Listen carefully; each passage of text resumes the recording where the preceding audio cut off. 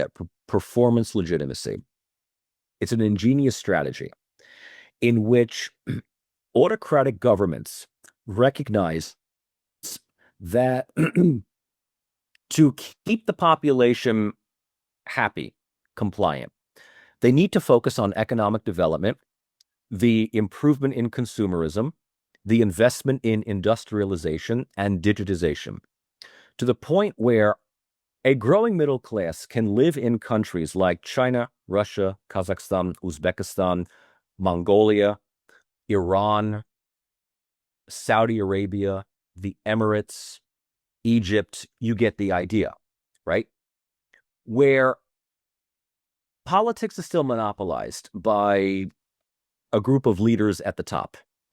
But rather than constantly criticizing and protesting this oligarchy, the leaders provide a fluid and flexible environment in which one can get rich, can improve, can become middle class, can own property, can go on vacation, can get the latest thing, can use all the social medias like any other consumeristic society in the West. And the big question is, can a non-democratic society live and function and grow prosperously in the absence of liberal democracy as long as there is some investment in economic development? And I think what countries like China and Russia and others have shown is that, yes, they can. That doesn't mean that democracy is irrelevant. Don't get me wrong. Do not get me wrong. It does not mean that democracy is irrelevant.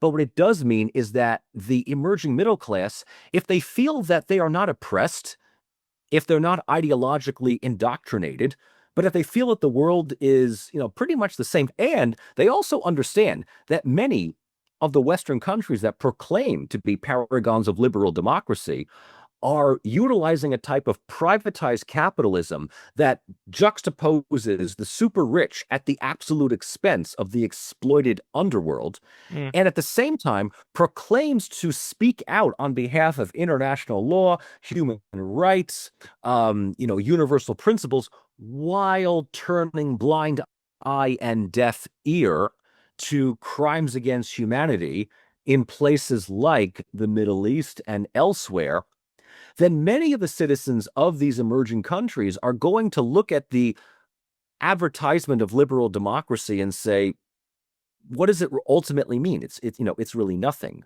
in that sense. So, in that regard, I think that where we are going at this point in 2025 is that the dividing line between democracies and non-democracies is no longer black and white. It's no longer, democracy, in the classic political science sense. It's no longer a sense that democracies are prosperous countries, authoritarian states are poor countries. No, prosperous countries can be democracies or non-democracies. And this is something that many people, it doesn't necessarily mean that the upcoming generation is non-democratic or anti-democratic, but they tend to think of what democracy ultimately is something that the West no longer has a monopoly as far as its narrative and its philosophical morals. Yeah. So maybe what we got wrong in the West was to believe that democracy, that this political vehicle that we constructed to some part, that has existed in other places before, right? But that we kind of championed, that is the incarnation of a value that is actually much higher, or in a sense more profound, than how we deliver it. And maybe that value is rather something like, let's say, fairness. If people perceive that their societies are fair and that they have fair chances to make it in the society, and that society rewards them with what they should receive, then they don't care who runs the show, as long as they perceive that it works. And democracy is, of course, a vehicle to try to deliver that, to deliver fairness. So fairness in the sense also of social mobility, but also of political say and having being integrated. And we see how in the West we have very different democracies. I would never ever try to compare the democracy of Switzerland with that of the United States because they function very differently. They have different mechanisms of political participation. And in the same sense, you have very different ways of political participation and social participation in China and in Singapore and in Japan. But if it delivers and people are content with what's going on, then well, there you go, right? You've got yourself a functioning system. And there is effectively the definition of performance legitimacy, right? Make the people who matter happy, Mm. and they are not going to question the hegemony or the authority of the state. This is the sobering reality of the 21st century. You're Yeah. absolutely correct on that, right? And Look, the quality of life grows in Central Asia, in the in certain countries in Africa, in Southern and Southeast Asia.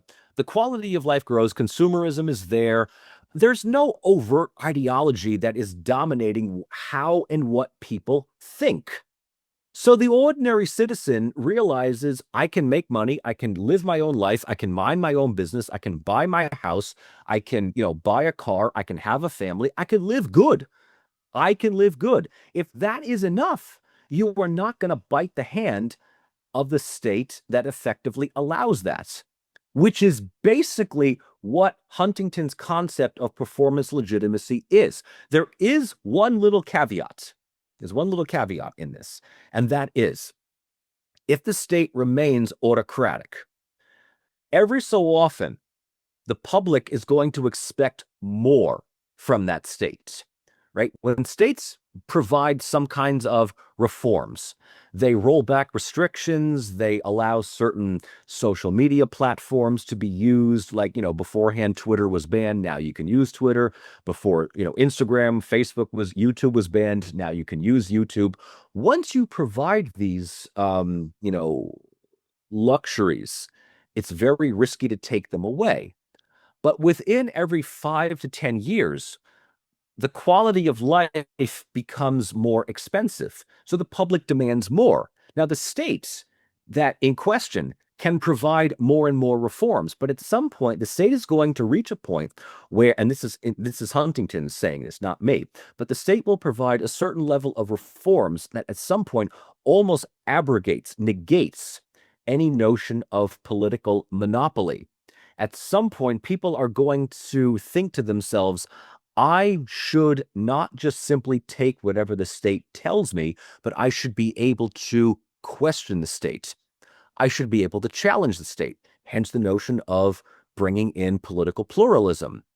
So even this idea of buying loyalty from a population through economics is at some point going to create a middle class that will enable that class of people to feel like they have a right to, if not challenge the state, but question the state.